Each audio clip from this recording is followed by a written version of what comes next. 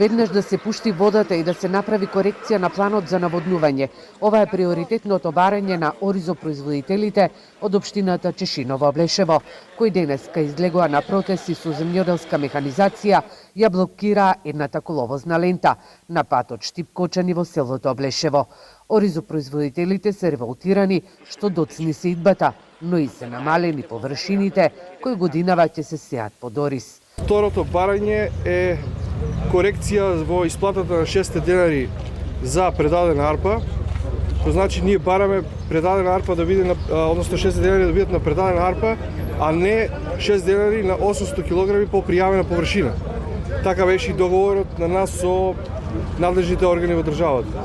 И третото барање што е можно побрзо во наредните денови да започне откупот за стокови резерви.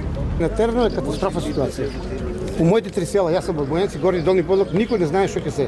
Нивите се спремани со ѓубре фрлани се. Ја молам ги сите надлежни да кажат да нема после, не знаехме, изненадиме се. Кај нас ќе се очекуваат проблеми. Ја гледам, затворени се продавниците, луѓето сакаат да знаат. Ако е крско да се посејат во Уруска да стаса. Ако не е ориз, ориз. Але ви кажат дека сите не лажат. Те да има у 3 села, сега никој не знае што ќе се сее. Оризова арпа од ланската реколта се уште има во амбарите. Откуп нема, ниту пак цената е добра. Оризопроизводителите на денешниот протест побараа веднаш средба со ресорниот министер и премиерот, а подршка добија од националната мрежа на земјоделци.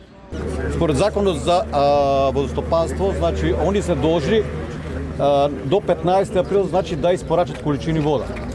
Они во овој момент значи немат направено ни план за наводнување, кои површини значи ќе се наводнуваат, која ќе биде динамика наводнување, односно најмалку па да пуштат вода. Денеска е 6-ти, ние протестираме наместо да сме во нивите, ние сме на штрајк.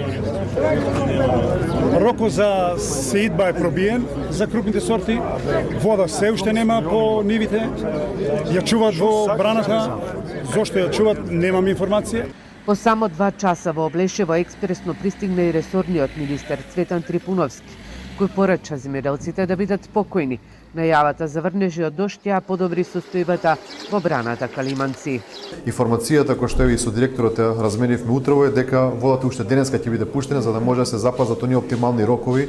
Сеидбата на оризот во Кочанско поле треба да заврши до 15 мај. Што биде денка? Ајде.